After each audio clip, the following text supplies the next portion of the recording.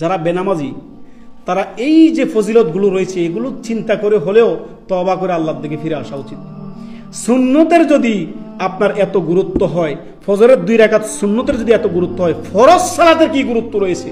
যারা দৈনন্দিন ফরজ সালাত ত্যাগ করে তারা প্রকৃতপক্ষে তারা খাঁটি মুসলমান নয়, তাদেরকে তওবা করে ফিরে আসতে হবে।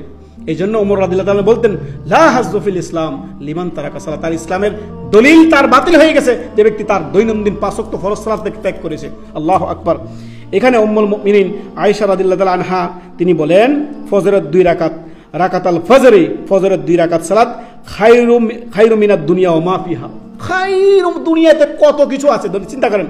দুনিয়াতে টাকা পয়সা, ধন দৌলত, স্বর্ণ গহনা, দুনিয়াতে যত ধন সম্পদ রয়েছে, যত মাল ধন রয়েছে, দুনিয়াতে যত কিছু রয়েছে, সমস্ত আপনি টাকা পয়সা, ধন দৌলত, সোনা গহনা এক পাল্লায় রাখেন, আর ফজরের সুন্নতকে আপনি এক পাল্লা রাখেন।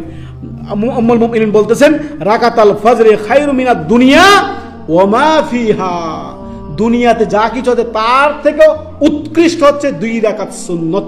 সুবহানাল্লাহ। 2 রাকাত সুন্নতের যদি এত ফজিলত হয়, ফজরের 2 রাকাত ফরজের কি ফজিলত রয়েছে? আল্লাহু আকবার। আল্লাযীনা ইউমিনুনা বিল গায়ব। আমরা অদৃশ্যের প্রতি ঈমান এনেছি, অতএব আল্লাহর প্রতি তওবা করে ফিরে আসব। একটাই করণীয়, সেটা হচ্ছে তওবা। তওবা আল ইস্তিগফার। তওবা মানে ইউজন করে ফিরে আসা, ইস্তিগফার মানে আল্লাহর কাছে ক্ষমা চাওয়া।